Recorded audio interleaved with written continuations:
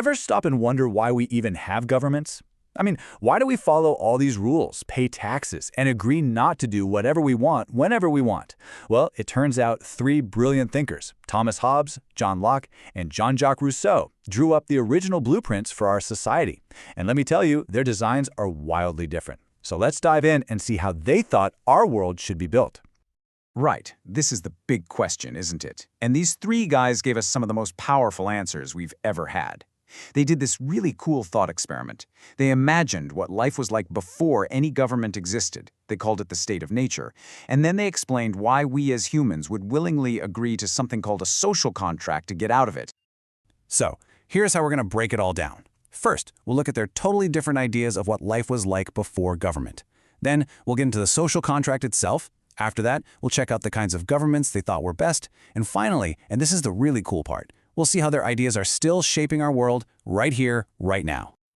Okay, so to get why we'd ever sign up for a government, we have to know what we were trying to escape from. This is what they called the state of nature.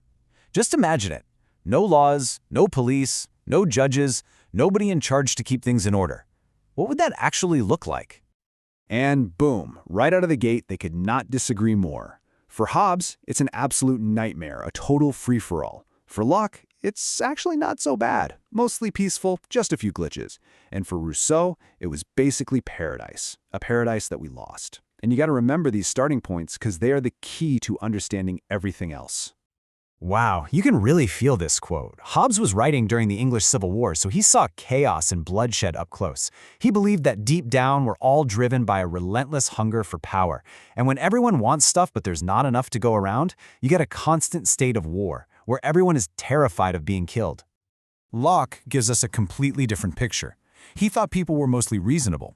In his state of nature, there's a natural law that everyone kind of understands. Don't mess with someone else's life, freedom, or property. The problem wasn't total chaos. He called it inconveniences. Like, what happens when you and your neighbor have a dispute? There's no impartial judge. You can't be the judge in your own case, right? It just doesn't work. And then Rousseau comes along and just flips the whole table over. He totally romanticized the state of nature. He imagined early humans as noble savages, innocent, happy, and fundamentally good. So what messed it all up? According to him, it was civilization itself. The second one person put a fence around a piece of land and said, "This is mine," everything went downhill. That's when you get greed, jealousy, and inequality. For Rousseau, our ability to reason is actually what corrupted us. So we have three very different problems, right? Hobbes's constant war, Locke's practical inconveniences, and Rousseau's fall from paradise. And from all of that comes one big solution, the social contract. It's an agreement we all make to form a society with rules and a government. This is the absolute core of the whole idea. It's a trade. We give up some of our pure, wild freedom, and in return, we get security, order, and protection. It's basically a massive transaction. But what exactly are we giving up, and what are we getting? Well, that really depends on which of these thinkers you're talking to. So it all comes down to motivation. For Hobbes, it's just about survival. Plain and simple. You'll do anything to escape that nasty, brutish, and short life. For Locke, it's more about convenience and protection. You're creating a referee to protect the rights you already have. But for Rousseau, the goal is way bigger. It's about trying to fix society's corruption and create a new kind of freedom, one where you can be a free individual and part of a community. All right, so you've signed the contract. Now what? What kind of government do you get? As you can probably guess, these different starting points lead to some radically different ideas about who should hold the power. This quote is pure Hobbes. It tells you everything you need to know about his philosophy. For him, a promise or a contract is totally useless unless there's some massive power that can and will punish you for breaking it. Without that fear, he was convinced we'd just go back to stabbing each other in the back. And this is where Hobbes introduces his famous idea, the Leviathan, named after a biblical sea monster. It's a government with absolute, total power. In his version of the contract, you give up all of your rights, except your right to not be killed, to a king or some other sovereign. The choice he gives you is pretty stark. You can have total, bloody chaos, or you can have a ruler with total control. For Hobbes, security is always more important than liberty. Locke comes at this from a completely different angle. He says, look, no rational person would agree to escape the state of nature just to live under a dictator. That's like running from foxes just to be eaten by a lion. So for him, government is more like a night watchman. It has limited power that we, the people, give to it.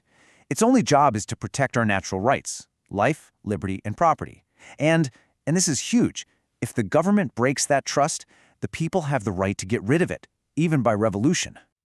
This is one of the most famous lines in all of political philosophy. It's how Rousseau kicks off his book, and it signals another huge shift. He agrees with Locke that power comes from the people, but he has a very different idea about how we can use that power to break the chains of inequality in modern society. Okay, stick with me here, because this is Rousseau's most mind-bending idea, the general will. Now, this is not just what everybody wants added up together. That's the will of all. The general will is something different. It's what we want when we think as a citizen for the common good. For example, my personal will might be, I don't want to pay taxes, but my citizen self, my part of the general will, understands that, hey, we need schools and roads, so we need taxes. So when you obey a law made by the general will, Rousseau says you're actually obeying your own better self. You're not losing freedom, you are being free. And this is where it gets really tricky, and even a little scary. It's the paradox at the heart of his whole system. What if your selfish personal desire goes against the general will? Well, Rousseau says society can force you to follow the law. And in doing that, it's actually forcing you to follow your own real will. It's forcing you to be free. It's a powerful idea that inspired a lot of democratic movements, but you can also see how a dictator might twist it to justify tyranny. So after all this, why are we still talking about these guys from hundreds of years ago?